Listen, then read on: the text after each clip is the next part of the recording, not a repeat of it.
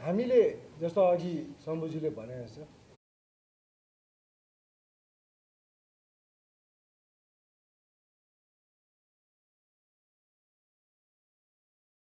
अहिले न्याय क्षेत्र भनेको एक ढङ्गले भन्ने भने त ध्वस्त भएको छ, न्याय ध्वस्त भएको छ। हामी चाहन्छौँ यस स्थितिबाट न्यायालयलाई साँच्चैको स्वतन्त्र, निष्पक्ष र स्वच्छ बनाउनुपर्छ। क्यान्सर भएको छ भने कुखुरा मनसाएर, अन्डा मनसाएर, धरो चढाएर त्यसको उपचार हुँदैन। तपाईहरुका कुराहरू थुप्रै कुरा जायज छ। कुनै बिन्दु एउटा प्रस्थान बिन्दु हुन सक्छ, तर प्रस्थान बिन्दु होइन नि। अहिले प्रधान न्यायाधीशको अवकाश भनेको प्रस्थान बिन्दु होइन, अन्त्य हो। त्यसबाट न्यायिक सुधारको यात्रा अगाडि जान्छ भन्ने होइन, त्यो टिम पूर्णविराम लाग्छ। पूर्णविराम लगाउने नै कुरा हो। सर्वोच्चका न्यायाधीशज्यूहरू बस्नुभयो, एमिकस क्युरीका मित्रहरू बस्नुभयो। एमिकस क्युरी भनेको बार नै होला, अर्को चाहिँ बारका प्रतिनिधि होला एमिकस क्युरी भनेको, अर्को चाहिँ एक पक्षका वकिलहरू बस्नुभयो र अबका मुद्दा के गर्ने भनेर तय गर्नुभयो। प्रधान न्यायाधीशको राजीनामा काण्ड त्यहाँबाट सुरु भयो। प्रधान न्यायाधीशको राजीनामा गराउने, त्यसपछि यो भएका नियुक्ति यसो यसो गर्ने। के त्यो भएन? जुडिसियरी त्यसरी जान्छ? म त स्वतन्त्र न्यायालयका लागि बिना सिद्धि एउटा झिँगो लामखुट्टे नमारेर 14 वर्ष ज्यान मुद्दा डाका मुद्दामा बसेर आएको मान्छे हुँ। सबै अदालतका फैसला मैले देखेको छु, न्याय मैले देखेको छु, न्याय चिनेको छु मैले। संविधानमै नभएको परमादेशबाट प्रधानमन्त्री नियुक्त, यति समयभित्र शपथ ग्रहण गराऊ, यति समयभित्र। सर्वोच्च अदालतको काम हो त्यो। कति गते, कति बजे, कति समयभित्र, कति घन्टा, कति मिनटभित्र शपथ ग्रहण गराउने। ह्याकुलाले मिच्ने भन्छ नि, ह्याकुलाले मिच्ने कुराको पनि त हद हुन्छ नि। न्यायालयलाई तत्काल सच्याएर लान सक्ने सम्भावना पनि म देखिरहेको छु। किनभने तपाईँ हामी नै कति तयार छौँ त साँच्चै न्यायालय सच्याएर लान कति तयार छौँ भन्ने कुरा। पोलिटिकल पार्टीहरू पनि सचिनुपर्ने ठाउँ छ, सचिनु आवश्यक छ। न्यायाधीशहरू पनि सचिन आवश्यक छ र यो अधिवक्ताहरूको सेक्टर पनि बार अधिवक्ताहरू त्यहाँ पनि सचिनुपर्ने ठाउँ छ। यो सबै सचिनुपर्ने आवश्यकता देख्छु र यो धेरै सिरियस कुरा हो।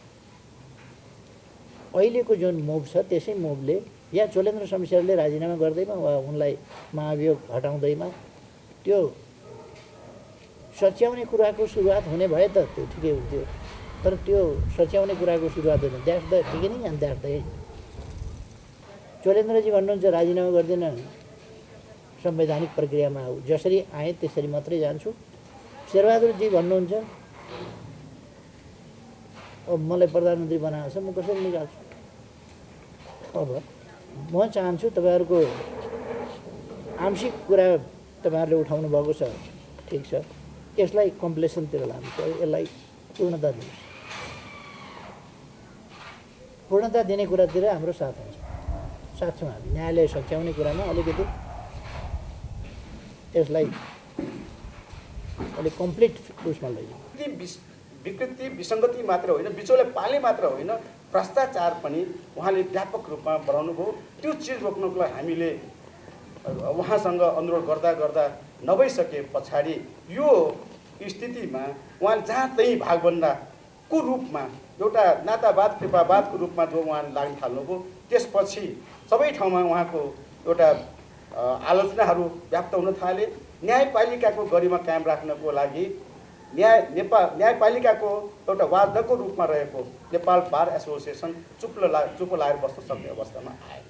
त्यो कारणले गर्दाखेरि हामीले उहाँको सहज बहिर्गमनको लागि राजीनामाको लागि अनुरोध गर्यौँ।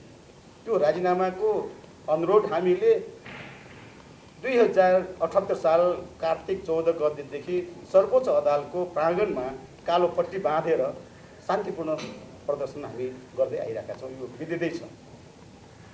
अहिलेसम्म उहाँले यो बाटोमा केही गर्नुभएको छैन। प्रतिवेदन हरिकृष्णको प्रतिवेदन कार्यान्वयनतर्फ चाहिँ उहाँले सिधा भन्नुभयो यो प्रतिवेदन लागू गर्न सकिँदैन। मुख्य न्यायाधीशमा काम गर्ने न्यायाधीशहरूलाई उहाँले भन्नुभयो यो प्रतिवेदन कार्यान्वयन हुँदैन, तपाईँहरू आफू जसरी मैले अहिले चलाइराखेको छु त्यही अनुसार ढुक्क भएर काम गर्न जानुहोस्।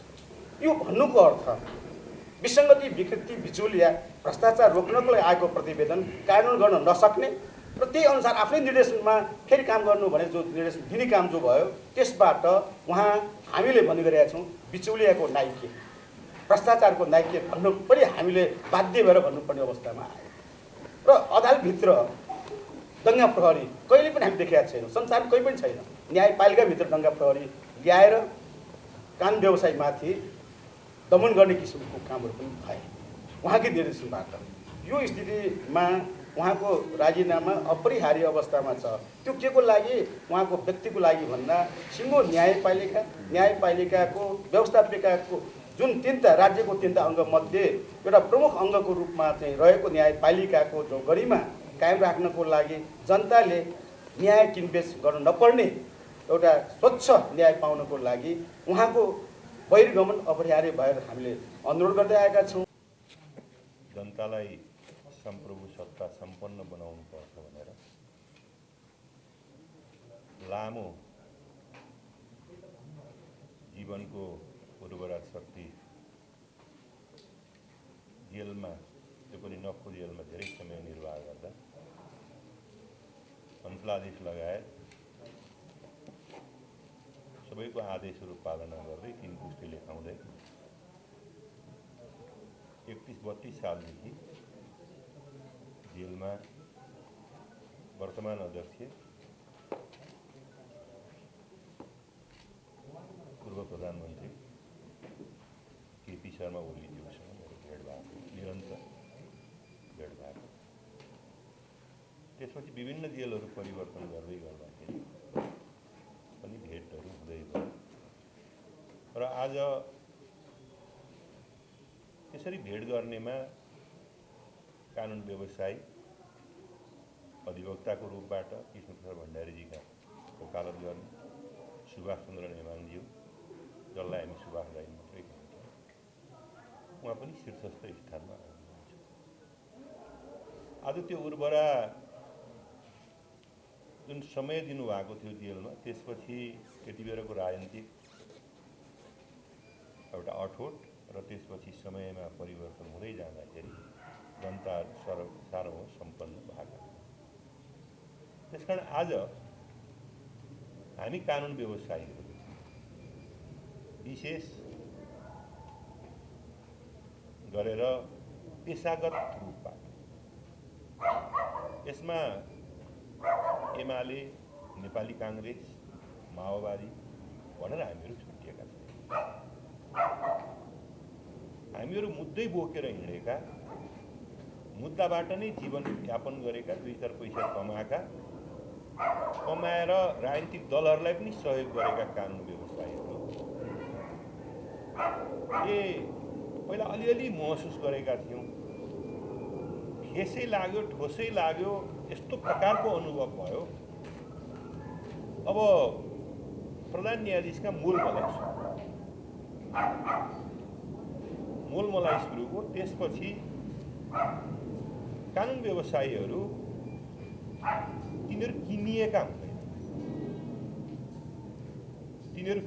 हुँदैनन्, तिनीहरू बेचिएका हुँदैनन्, तिनीहरू कानुन व्यवसायको लागि काम गरेका हुन्छन्। लको के व्याख्या गर्ने हो त्यही गरेका हुन्छन्। तपाईँ उभिदिनुहोस् न, त्यति भए पुग्छ, फलानो नबसे हुन्छ भन्ने यो सतै वर्तमान प्रधान न्यायाधीशहरूको पालामा सतै भएर माथि आयो। अब यो सबै हामीहरूले अनुभव गरेको चिया कोठा गफहरूमा पनि भइराखेको। तर अदालतको इज्जत, मान, प्रतिष्ठा, प्रधान न्यायाधीशको मान, प्रतिष्ठा, यी सम्पूर्ण विषयवस्तुहरूलाई हेर्दाखेरिको अवस्थामा सिधा सार्वजनिक रूपबाट बोल्न नसकियो। यो विषयवस्तु उच्चारण गर्दाखेरि मानहानि, सर्वोच्च अदालतको अवज्ञाको विषयवस्तु। यी कुराहरू हामी कानुन व्यवसायीहरूको बिचमा छँदै थियो। त्यसकारण यसबाट 2072 सालको संविधान लागू हुँदाखेरिकै प्रधानमन्त्री भइसक्नु भएको।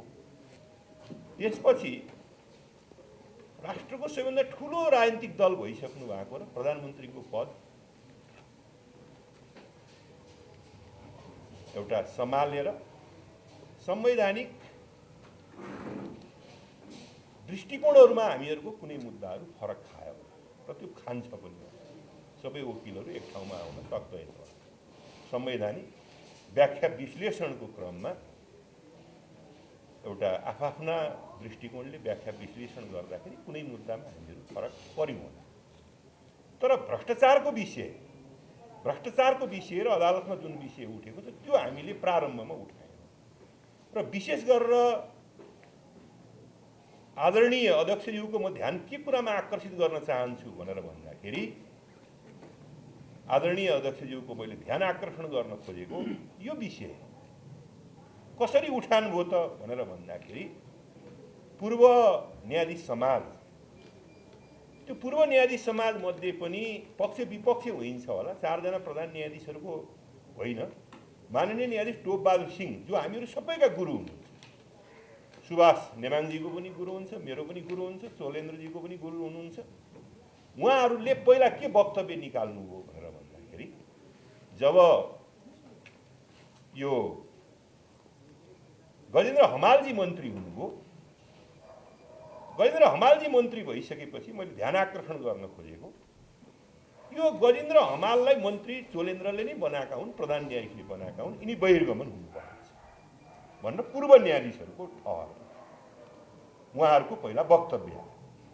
त्योभन्दा अगाडि म ध्यान आकर्षण कहाँनिर गराउन चाहन्छु भनेर भन्दाखेरि, जब अध्यक्षज्यूले बारम्बार भनेको र त्यो हो पनि, परमादेशले चाहिँ के भने नियुक्ति गरेको सरकारलाई मन्त्री देऊ भनेर भन्दाखेरिको अवस्थामा कुनै पनि पार्टीहरूले मन्त्री दिन सकेका थिएनन्, 4-5 जनादेखि बाहेक। त्यति बेला सर्वोच्च बार एसोसिएसनको अध्यक्ष लगायतका साथीहरू डेलिगेसन हामीहरूले पठायौँ प्रधान न्यायाधीशलाई भेट्न। तपाईँले, मैले मुद्दा फैसला गराइदिएँ, मैले मुद्दा परमादेश गराइदिएँ, त्यसकारण मेरो कोटाबाट 2 जना न्यायाधीश मन्त्री हुनुपर्छ भन्ने प्रस्ताव राख्नु भएको छ भन्ने कुरा आयो। तपाईँ गएर पुरा गर्नुहोस् भनेर हामीहरूले बारलाई पठाइसकेपछि प्रधान न्यायाधीशले भेटघाट दिनुभयो। भेटघाट दिइसकेपछिबाट त्यहाँ 2वटा नाम चाहिँ आयो। एकजना दीपक तिमिल सिन्हाको नाम आयो, एउटा गजेन्द्र हमालजीको नाम।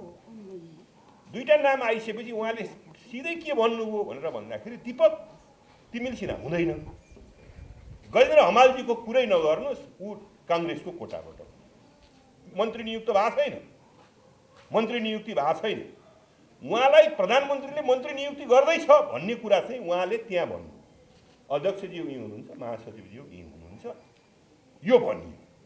यो भनियो।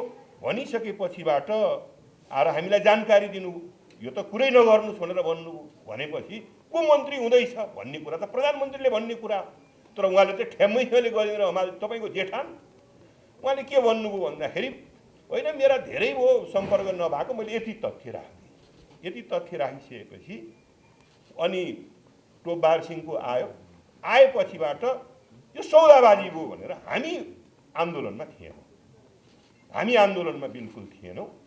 यो सौदाबाजी भयो भनेर चाहिँ 19 जना न्यायाधीशमध्ये एकजना खाली हुनुहुन्छ न्यायाधीश, जम्मा 21 जनामा एकजना न्यायाधीशको पद खाली छ, डमरवार साइजी निवृत्त भएपछि। एकजना न्यायाधीश ईश्वर प्रसाद खतिवडाजी अमेरिका जानुभएको थियो। 18 जना न्यायाधीशहरूले हामी बेन्चमा बस्न सक्दैनौँ यसरी सौदाबाजी गर्ने भनेर प्रधान न्यायाधीशले एलोकेट गरेको बेन्च न्यायाधीशहरूले लिनु। हामीहरूले कुनै बेन्च बहिष्कार पनि गरेका छैनौँ, हामीले प्रधान न्यायाधीशलाई बहिष्कार पनि गरेका छैनौँ। मैले आदरणीय अध्यक्षज्यूको गम्भीरतापूर्वक ध्यान आकर्षण गर्न कि हामी कुदेका हौँ त, हामी चाहिँ के भनेदेखि चाहिँ होइन यिनलाई चाहिँ ढालिहाल्नुपर्छ फ्यालिहाल्नुपर्छ भनेर कुदेका होइनौँ। अब उनी चाहिँ 19 जनामा 18 जनाले बेन्च लिए। बेन्च नलिएपछि आज लिएन, भोलि लिएन, पर्सि लिएन। नेपालवारले एउटा छलफल चलाइसकेपछि होइन अब उहाँहरूले गर्नुहुन्न भने प्रधान न्यायाधीशको राजीनामा माग्नुपर्छ। हामी सबैलाई त्यो उहाँले घुस खानुहुन्छ भन्ने कुरामा कुनै अपवाद थिएन। अब त्यो घुस खाइराखेको फोटो खिचेर ल्याउने गर्ने भन्ने पनि भएन। तर उहाँले खरिद गरेका केही जग्गा जमिन 66-65 सालमै खरिद गरेको थियो, मैले बोले हो त्यो। उहाँले 2 करोड 1 करोड 4 लाखमा एउटा खरिद गर्नुभएको छ, 1 करोड 30-32 लाखमा एउटा 2066 सालमा जति बेला उहाँ विशेष हालबाट सरुवा हुनुभयो र डोटी जानुभएको थियो त्यति बेला खरिद गरे। अनि मैले बोल्दाखेरि सार्वजनिक रूपबाट आर्थिक हैसियत पनि ठिकै हो। म माथि दिल्ली सेराईका बस्थेँ, घट्टेकुलामा उहाँ तल बस्ने हो। घेरा लिएर मैले चाहिँ के भनेदेखि वकिल पनि पास गरेँ, सबै गरेँ, टिचर पनि त्यहीँबाट भएँ होइन। तल आदरणीय यहाँ फर्मल कार्यक्रम भएको हुनाले सुभाषचन्द्र नेमाङजी बस्नुहुन्थ्यो होइन। हामीहरू हिँडेर जाने चाहिँ के भने बाटोहरू त्यही थियो। अनि यो करोडौँ तुरुन्तै आउनेवाला छैन न्यायाधीशलाई भनेर त्यो एउटा भनियो, त्यो एउटा चाहिँ के भने भनियो, त्यो पत्र पत्रिकामा आयो। र म यहाँनिर के कुरा स्मरण गर्न चाहन्छु भन्दाखेरि, स्मरण गराउन चाहन्छु, प्रधान न्यायाधीशलाई हामीले मात्रै चिनेको र तत्कालीन प्रधानमन्त्री भइसक्नु भएको र वर्तमान नेकपाको अध्यक्षले नचिन्नु भएको होला भन्ने मलाई चाहिँ लाग्दैन। यो मेरो दृष्टिकोण हो। यो दृष्टिकोण गम्भीरतापूर्वक राख्न चाहन्छु। सुभाषचन्द्र नेमाङज्यूले वा चाहिँ के भनेदेखि चाहिँ अहिले बसिराख्नु भएको आदरणीय चाहिँ के भने पूर्व मन्त्री हुनुभयो होइन। एउटा सार्वजनिक जीवनमा एउटा जीवन निर्वाह गर्नुभएको छ। दुःख सुखमा कानुन व्यवसायी हामीहरू आएका छौँ। एउटा संवैधानिक सवालहरूमा आफ्ना दृष्टिकोणहरू हुन्छन्, त्यसलाई राखेर हामीहरूले माछापच्चिस व्यक्तिको विषयको सन्दर्भमा माछापच्चिस गर्नुपर्ने छैन। किनभने त्यो त्यसरी नै पढियो, त्यसरी नै गइयो। कोही काङ्ग्रेस भए, कोही एमाले भए, कोही एमाले भित्रको पनि यसलाई साथ दिनुपर्छ भन्ने, कोही भएन। त्यो यहाँहरूले गर्ने।